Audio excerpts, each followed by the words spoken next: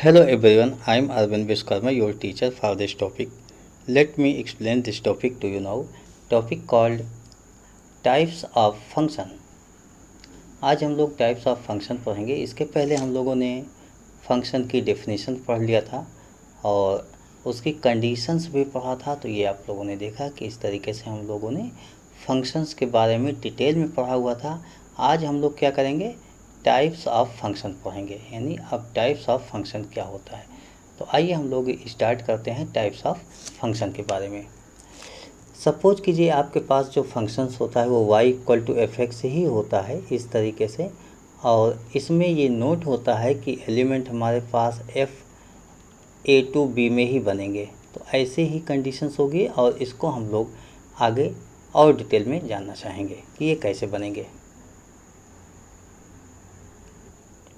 यह a से b में फंक्शन इमेज बना रहा है, तो इसको हम लोग ऐसे नोट कर लेते हैं कि a से b। यहाँ पर सपोज कीजिए आपके पास एलिमेंट a b c हो जाए और इस साइड आपके पास w x y हो जाए, तो a का w के साथ यानी a की इमेज w पर, b की इमेज x पर और c की इमेज y पर बन गया। तो ये आपका एक टाइप्स का फंक्शन हो गया। नेक्स्ट टाइप हम लोग देखते हैं कि क्या होता है।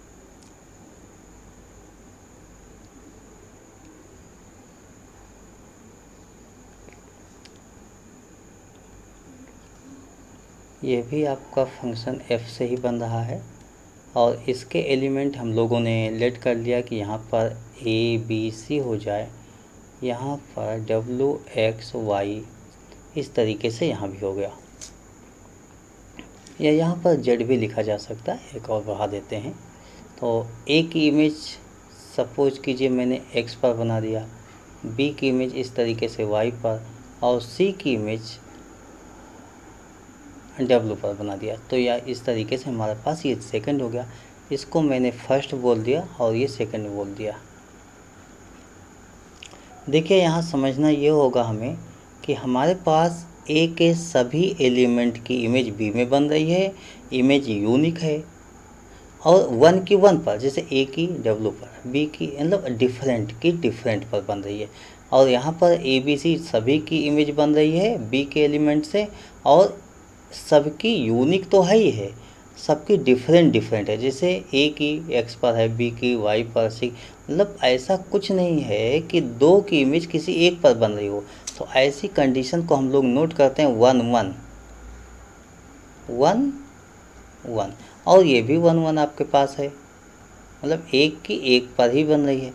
दोनों में एक अंतर और आप लोग देख रहे हो कि इसमें राइट साइड में यानी B के सभी एलिमेंट की प्री इमेज है। सभी एलिमेंट की अगर प्री इमेज होती है तो इसको हम लोग नाम देते हैं अनटू।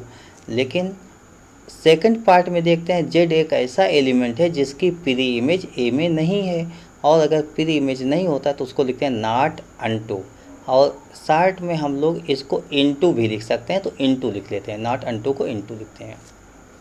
तो इस तरीके से हमने कुछ नोट किया। इसी के साथ हम लोग ये भी नोट करते हैं दूसरे तरीके से,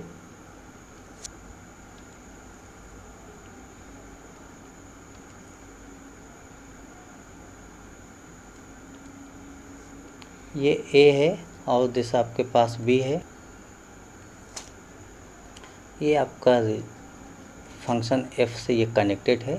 यहाँ पर एलिमेंट सपोज कीजिए A B C इस तरीके से है, और ये आपके पास W X Y ऐसे लिखा हुआ, यहाँ पर D भी हम बना लेते हैं।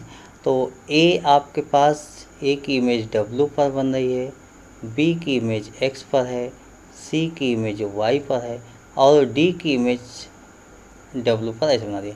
तो यहाँ पर क्या देखा कि A B C D यानी B और D दो ऐसे हुए जिनकी इमेज X पर बनने लगी। मीन 1 1 तो नहीं है, ये एक से ज़्यादा, देखिए एक से ज़्यादा एलिमेंट की इमेज X पर बन रही है। तो आप कहते हो ये 1 1 नहीं, इसको हम लोग कहेंगे, एक नया नाम देंगे, ये नाम होगा मेनी वन। तो इसको नाम देंगे मेनी वन। मेनी वन यानी मेनी कई की इमेज एक पर ही बन रही, तो इसका नाम मेनी वन हो जाएगी। इसी तरीके से एक और बना लेते हैं और उस कंडीशन में नोट कर लेते हैं कि ये हमारे पास इस तरीके से कुछ होता है। ए बी,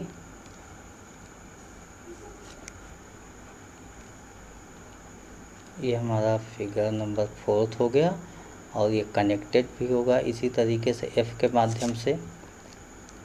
इसके एलिमेंट हम लोगों ने A B C ऐसे लिख लिया और यहाँ पर W X Y नोट कर लिया। एक की इमेज W पर, B की इमेज X पर और C की इमेज सपोज डेट W पर हो जाए। तो यहाँ भी क्या देखते हो, A और C ऐसे एलिमेंट हुए जिनकी इमेज W पर हो गई, यानी ये भी कंडीशंस आपके पास वही आ रही कि एक से ज़्यादा की इमेज सिंगल एलिमेंट पर आ रही है, तो ये मेनी वन हो गया। लेकिन इस दोनों मेनी वन में एक कंडीशन और है, जैसा कि इसके पहले भी मैंने डिस्कस किया था कि B के सभी एलिमेंट की प्री इमेज है, सभी एलिमेंट की प्री इमेज है, तो इसका मतलब हुआ कि ये हो गया अनटू, इसको हम लोग अनटू बोलेंगे। इसी तरीके से यहाँ पर y एक ऐसा एलिमेंट है जिसकी प्री इमेज नहीं है। जब प्री इमेज किसी की नहीं होती है तो उसको हम लोग बोलते हैं नॉट अनटू, आर इनटू बोल देते हैं। तो इस तरीके से हमने 4 कंडीशन देखे। तो चारों कंडीशन क्या है, 1 1 unto, 1 1 into, many one onto, many one into. यहीं से आपको ये भी समझना होगा कि ये जो 1 1 होता है, इस 1 1 का एक और नाम होता है आपके पास, मीन 1 1 होता है। 1 1 को हम लोग कहते हैं इंजेक्टिव। इसी तरीके से आपके पास अनटू होता है,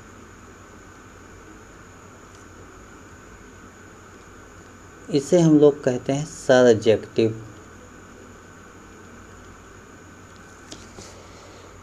तो 1 1 अनटू ये एक साथ अगर कंबाइंड हो जाए, 1 1 अनटू लिखा जाए कहीं पर, 1 1 अनटू, 1 1 अनटू ये पूरा लिखा जाता है, तो इसका नाम आप जो लिखते हो इस कंबाइंड का 1 1 अनटू पूरे का, तो ये हो जाता है आपके पास बाइजेक्टिव।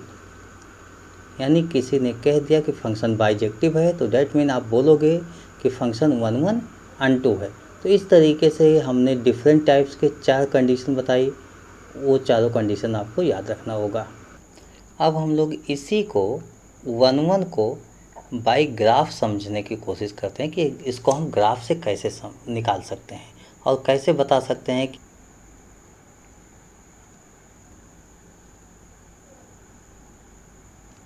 कोऑर्डिनेट एक्सिस पर अगर कोई आपके पास ग्राफ बना हुआ है, तो ग्राफ देख के आप कैसे बता सकते हो कि ये क्या है। तो एक हम ऐसे बना लेते हैं दिस, और सेकंड में इस तरीके से कुछ। आप देखिए तो दोनों आपके पास y equal to f x अगर मैं नोट करता हूँ, तो आप ये इससे इनकार नहीं कर सकते हो कि फंक्शन नहीं है। ये दोनों आपके पास फंक्शन होते हैं, y equal to f x, बिल्कुल दोनों फंक्शन होते हैं। उसका रीजन होता है कि y एक्सिस के पैरेलल आप कोई लाइन ड्रा करो, इस ग्राफ को एक ही पॉइंट पर कट करेगा, इसका मतलब ये फंक्शन आपके पास है। तो इस तरीके से आपने फंक्शन तो डिफाइन कर लिया।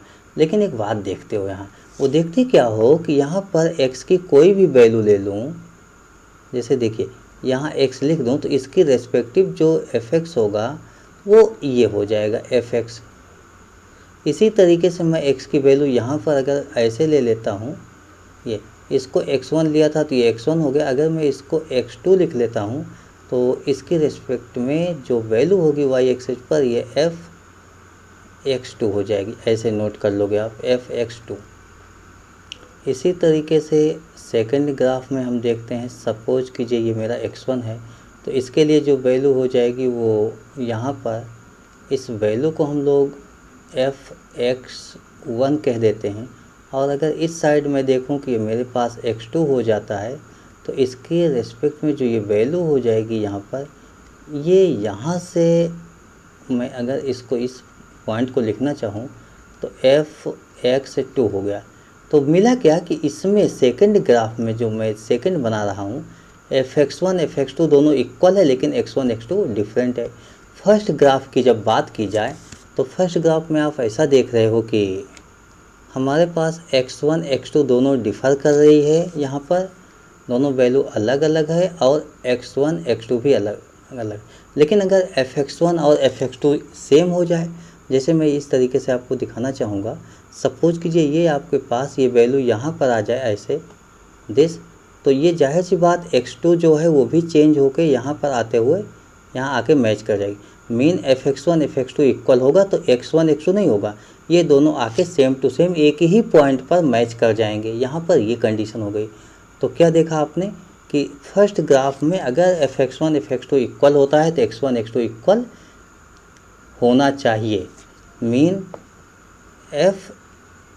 fx1 और fx2 अगर इक्वल होता है तो आप ये कहते हो कि x1 इक्वल टू x2 होगा और फर्स्ट ग्राफ के अकॉर्डिंग ये 1 1 हो जाएगा। लेकिन सेकंड हमारा ये बोल रहा है कि fx1 fx2 इक्वल हो जाए, fx1 और fx2 ये दोनों इक्वल हो जाएं, उसके बाद भी कंडीशन कि x1 x2 के इक्वल ना हो, तो इसी बात को हम लोग कहते हैं कि ये मेनी 1 हो गया। तो इस तरीके से आपने बाई ग्राफ देख लिया कि आप निकाल सकते हो। और जहाँ तक बात आई कि आप बिना ग्राफ के आए जब फार्मूला सॉल्व करना चाहते हो, तो इस तरीके से मैंने आपको फार्मूले बताए कि fx1 fx2 दोनों इक्वल कर लो और x1 x2 की कंडीशन पर चेक कर लेना। अगर ये दोनों इक्वल हो गया तो 1 1, इक्वल नहीं हुआ तो मेनी 1 होगा। एग्जाम्पल्स के लिए एक क्वेश्चन लिखना चाहूँगा 1 1 और मेनी 1 निकालने के लिए। सपोज कीजिए आपके पास कोई फंक्शन होता है, वो natural number two natural number होता है और ये भी गिवन होता है कि fx equal to x square है। तो इसी का 1 1 मेनी 1 ये निकालना है हमें, अनटू इंटू भी निकालना है और ये चेक करना है क्या है बाइजेक्टिव है यानी बाइजेक्शन है। तो ऐसे आप निकाला। ऐसी इस तरीके से जब क्वेश्चन मिलेंगे तो x की जो वैल्यू है, आप यहाँ ध्यान दीजिएगा, ये x की वैल्यू मैं चेंज करूँगा किस वैल्यू से, दो वैल्यू से, fx की x1 और x2 से।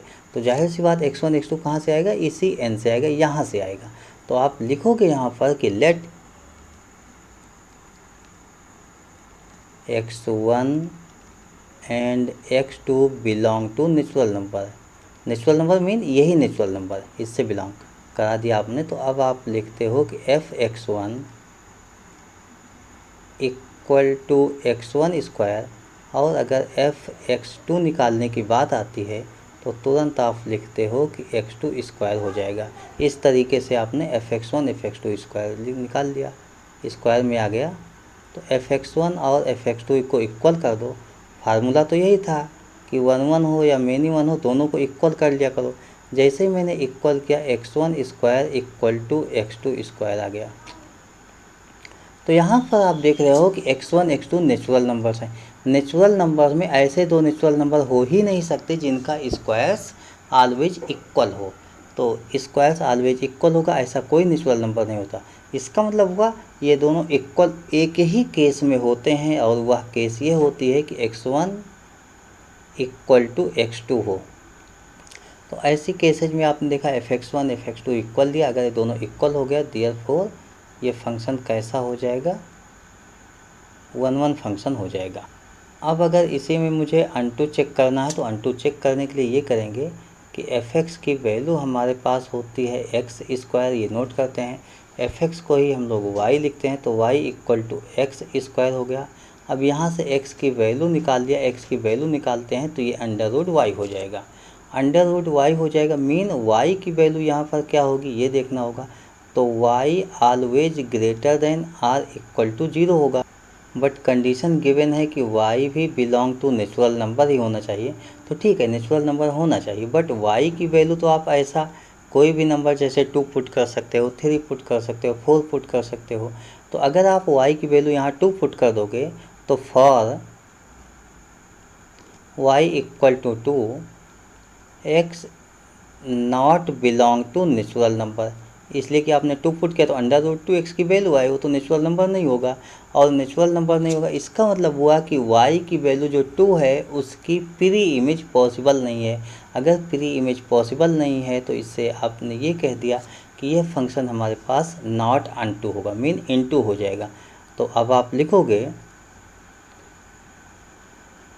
All y belong to natural number has no pre-image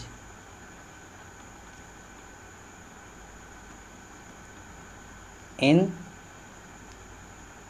x belong to natural number, therefore function भी इनटू, मीन ये फंक्शन अनटू आपका नहीं होगा। सपोज हम सेकंड एग्जांपल कुछ ऐसा लेते हैं कि हमारे पास कोई फंक्शन होता है, this real number to integer में होता है and f x equal to given होता है greatest integer function of x, where ऐसे नोट हो जाएगा this represent G I F, mean greatest integer function हो जाएगा। तो ऐसा हम लोगों ने नोट कर लिया। अब हमने जो तरीका बताया था वो यही बताया था कि आप x1 x2 दो वैल्यू पुट करो, लेकिन दोनों वैल्यू कहाँ सेलेक्ट करो, यहाँ से बिलोंग होनी चाहिए। ये x की जो वैल्यू है दो वैल्यू का, ये r से बिलोंग होनी चाहिए। तो यहाँ भी वही नोट करूँगा, let x1 and x2 belong to real number. ऐसे हमने दो वैल्यू ले लिया। अब हमने दो वैल्यू ले लिया तो एफ x1 की वैल्यू हो जाएगी मेरे पास greatest integer function x1 and F x2 की जो वैल्यू हो जाएगी वो हो जाएगी ग्रेटेस्ट इंटीजर फंक्शन x2। 1 या मेनी वन चेक करने के लिए हम fx1 और fx2 को हमेशा इक्वल रख देते हैं। तो इक्वल रख देते हैं और हम आगे चेक करते हैं इसको कि क्या है ये। इसके बाद देखते क्या है कि greatest integer function x1 this की वैल्यू और ग्रेटेस्ट इंटीजर फंक्शन x2 के इक्वल है। तो क्या इससे x1 इक्वल टू x2 मिलेगा? बिल्कुल नहीं मिलेगा। आप कहोगे x1 equal to not x2। उसका रीज़न क्या है? जैसे हमने लिखा 2.1 यहाँ पर और इस साइड लिख दिया 2.4, तो दोनों तो इक्वल हो जाएगा, ये दोनों इक्वल होगा, दोनों का रिजल्ट 2 आएगा। बट आप जानते हो 2.1 जो है वो 2.4 के इक्वल नहीं होता। तो ऐसे आप बहुत से एग्जांपल दे सकते हो कि ये इक्वल नहीं होगा। इसका मतलब ये फंक्शन क्या हो गया? Many one. ये आपके पास जो फंक्शन आया वो मेनी वन हो गया। नेक्स्ट केस में हमारे पास होता है कि f x equal to greatest integer function x होता है और यहाँ पर एफ एक्स को ही वाई बोलते हो, तो आप ऐसा नोट कर सकते हो। देखिए ये ग्रेटेस्ट इंटीजर फंक्शन एक्स है और वाई जो है ये बिलोंग टू इंटीजर होता है। अब हम लिखेंगे कि for all y belong to, y किससे बिलोंग करेगा? आपके पास जेड से बिलोंग करेगा। क्वेश्चन हम लोग एक बार देख लेते हैं। ये क्वेश्चन आपके पास है, यहाँ पर साफ लिखा गया है कि जेड से बिलोंग करेगा। तो अगर ये वाई बिलोंग टू जेड हो रहा है तो हर एक जेड के लिए, मीन हर एक इंटीजर्स के लिए आप ये कहोगे कि देयर एग्जिस्ट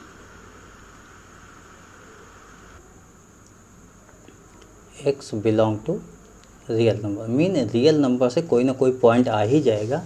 किसी भी y अगर z से बिलोंग कर रहा है ग्रेटेस्ट इंटीजर फंक्शन का रिजल्ट, तो x belong to real number, ऐसा कोई ना कोई आ ही जाएगा।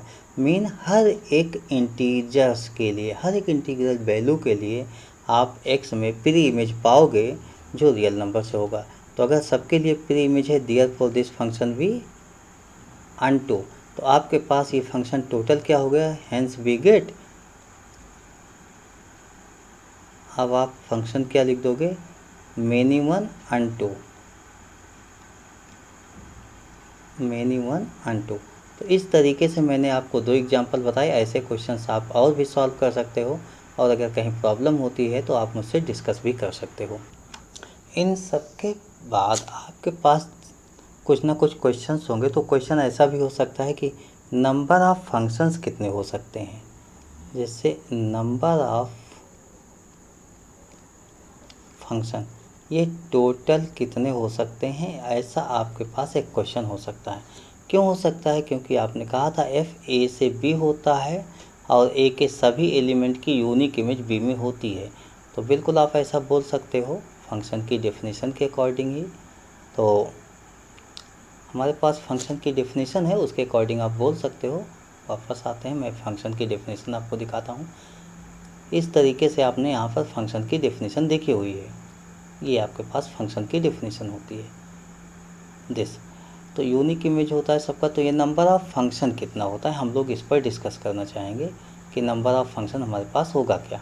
आइए डिस्कस कर लेते हैं। सपोज कीजिए हमारे पास कोई फंक्शन एफ ए से बी में बन रहा है। अब ए में कितने एलिमेंट हैं? तो number of element in set A B P and number of element in set B P Q, मैंने इस तरीके से लिख लिया। तो number of function A to B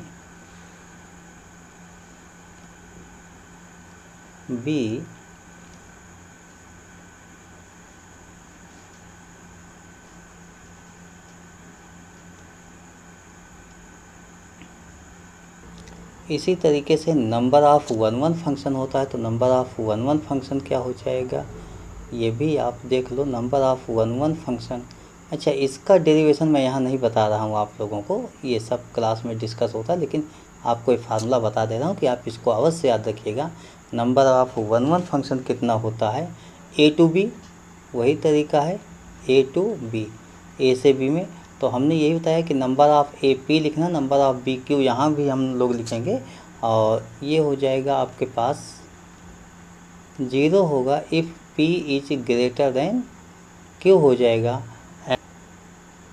factorial Q upon factorial Q minus P होगा, if P less than or equal to Q.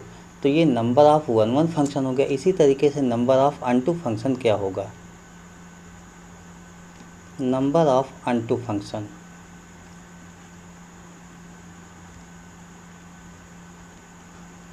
A to B,